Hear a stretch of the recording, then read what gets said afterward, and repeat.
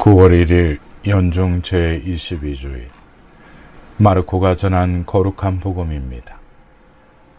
그때 예루살렘에서 온 바리사이들과 율법학자 몇 사람이 예수님께 몰려왔다가 그분의 제자 몇 사람이 더러운 손으로 곧 씻지 않은 손으로 음식을 먹는 것을 보았다.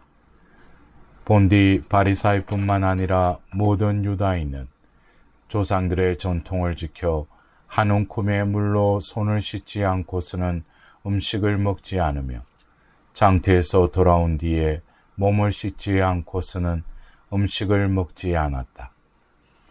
이 밖에도 지켜야 할 간섭이 많은데 잔이나 단지나 녹그릇이나 침상을 씻는 일들이다. 그래서 바리사이들과 율법학자들이 예수님께 물었다. 어째서 선생님의 제자들은 조상들의 전통을 따르지 않고 더러운 손으로 음식을 먹습니까? 예수님께서 그들에게 이르셨다. 이사야가 너희 위선자들을 두고 옳게 예언하였다. 성경에 이렇게 기록되어 있다. 이 백성이 입술로는 나를 공경하지만 그 마음은 내게서 멀리 떠나 있다. 그들은 사람의 규정을 교리로 가르치며 나를 헛되이 섬긴다. 너희는 하느님의 계명을 버리고 사람의 전통을 지키는 것이다.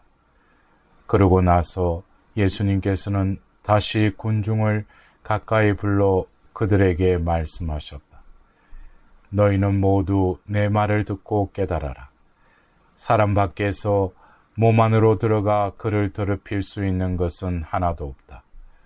오히려 사람에게서 나오는 것이 그를 더럽힌다. 안에서 곧 사람의 마음에서 나쁜 생각들, 불륜, 도둑질, 살인, 간음, 탐욕, 악의, 사기, 방탕, 시기, 중상, 교만, 어리석음이 나온다. 이런 악한 것들이 모두 안에서 나와 사람을 더럽힌다. 사랑하는 형제자매 여러분, 오늘은 연중 제22주일입니다. 모든 종교는 지켜야 할 계명을 제시하는데 이 계명이 개인이나 공동체를 지켜주는 울타리가 되기도 하고 준수하지 못해 죄의식만 키우는 무거운 짐이 되기도 합니다. 오늘 일독서에서는 모세가 하느님으로부터 받은 계명을 전해줍니다. 그 끝에 계명을 지킬 이유를 우리가 부를 때마다 가까이 계셔 주시는 주 우리 하느님 같은 신을 모신 위대한 민족이 또 어디 있느냐라고 밝힙니다. 계명을 지켜야 할 이유는 계명을 주신 하느님을 섬기기 위함이고 그 하느님은 부를 때마다 가까이 계셔 주시는 분이셨습니다. 따라서 하느님께서 주신 계명이나 율법은 단순한 윤리 도덕이 아니라 가까이 계시는 하느님을 찾고 그 사랑을 기억하며 하느님께 나아가는 방편이었습니다. 그런데 차차 주객이 전도되어 방편이 목적 행세를 하는 문제가 발생합니다. 오늘 복음에서는 이 문제가 제기됩니다. 식사 전에 손 씻는 계명이 문제의 발단이었습니다. 이스라엘 지역은 건조하고 먼지가 많은 곳이기에 위생상 자주 씻어야 했고 또 특히 식사 전에는 손과 그릇을 씻었습니다. 하나님께서 주신 생명이 귀해서 이를 보존하기 위해 손이나 그릇을 씻는 계명을 지켜왔었습니다. 그런데 예수님의 제자들이 손을 씻지 않자 바리사이들과 율법학자들은 어째서 선생님의 제자들은 조상들의 전통을 따르지 않고 더러운 손으로 음식을 먹습니까? 라고 비난합니다.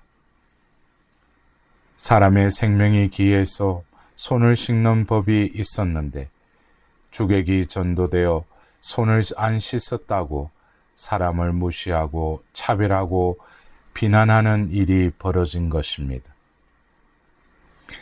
법규나 계명은 우리와 함께 계신 하느님을 기억하고 우리를 건강하게 살게 해주시는 하느님의 자비를 지키는 울타리였습니다.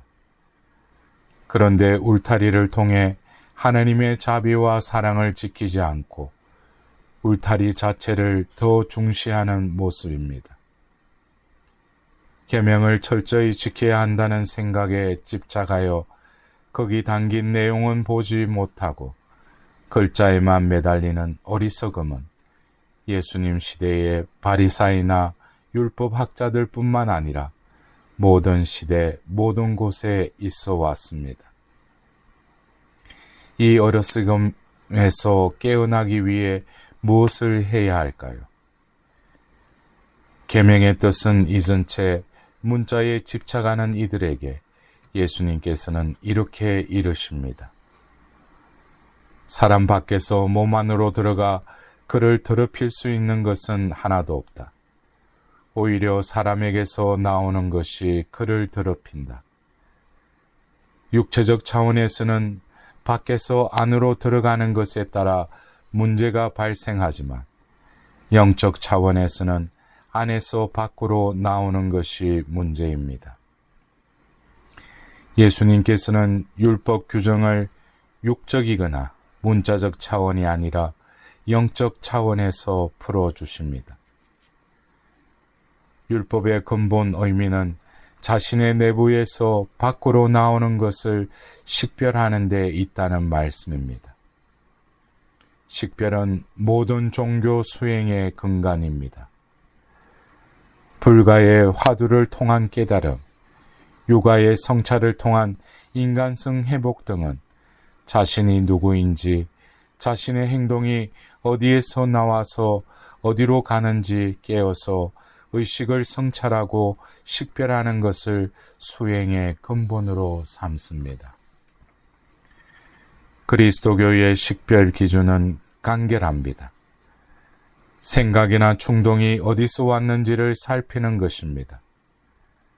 웰빙 시대 인간은 모두 건강하기를 바라며 몸에 좋은 음식을 찾습니다. 좋은 음식은 재료가 좋아야 하고 좋은 재료를 구하려면 원산지가 중요한 것입니다. 재료가 외국산이든 국산인지, 유기농인지 저농약인지, 유효기간이 지나지는 않았는지, 유해물질은 없는지 잘 보고 선택해야 합니다. 신앙생활의 식별도 마찬가지입니다. 어떤 감정이나 충동이 생길 때 즉흥적으로 그를 따를 것이 아니라 한 발짝 물러서서 그 느낌이나 충동이 원산지가 어딘지, 즉 어디서 온 것인지 살펴보는 것이 식별의 출발점입니다. 감정이나 충동이 성령께서 이끌어 주시는 것인지, 개인의 경험이나 관습 때문에 생겨났는지, 혹은 악한 본성에서 기인하는지 살펴봄이 건강한 신앙생활을 위한 식별 기준이 됩니다. 그런데 감정이나 충동이 하늘에서 왔는지 악한 본성에서 왔는지 어떻게 알 수 있을까요?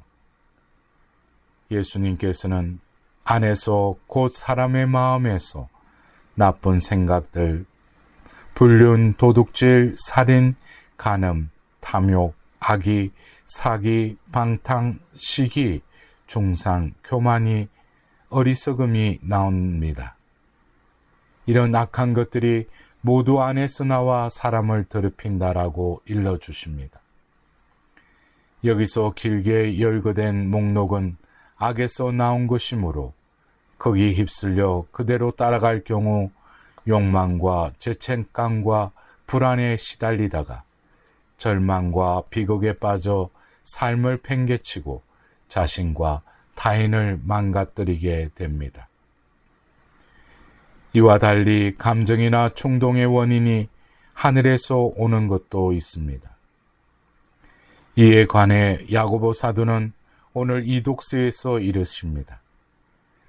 온갖 좋은 선물과 모든 완전한 은사는 위에서 옵니다. 여러분 안에 심어진 말씀을 공손히 받아들이십시오. 그 말씀에는 여러분의 영혼을 구원할 힘이 있습니다.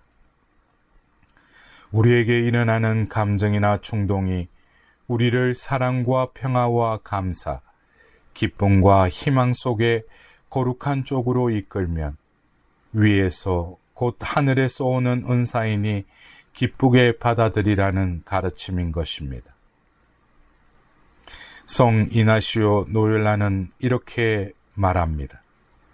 사람이 살아가며 후회하는 행동들을 살펴보면 대개 감정이나 충동을 식별 없이 따를 때이다. 한 발짝만 물러나서 그 원산지가 어딘지 살펴보고 행동의 결과를 미리 예상하는 식별을 통하면 후회하지 않는다.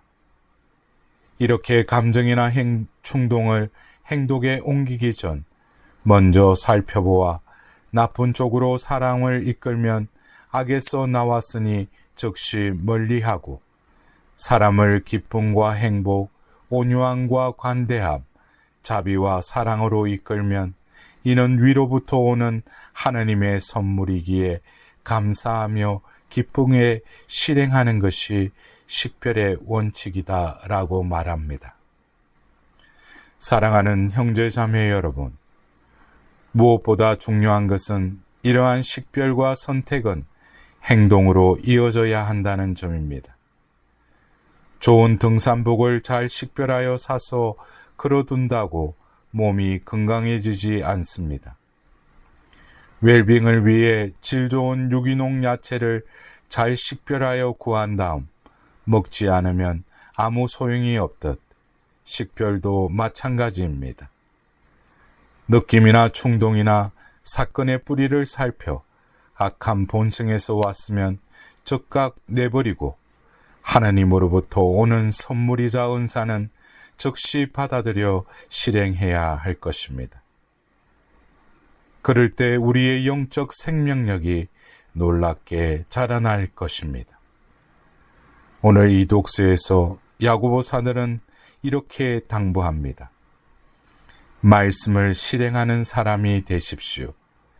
말씀을 듣기만 하여 자신을 속이는 사람이 되지 마십시오.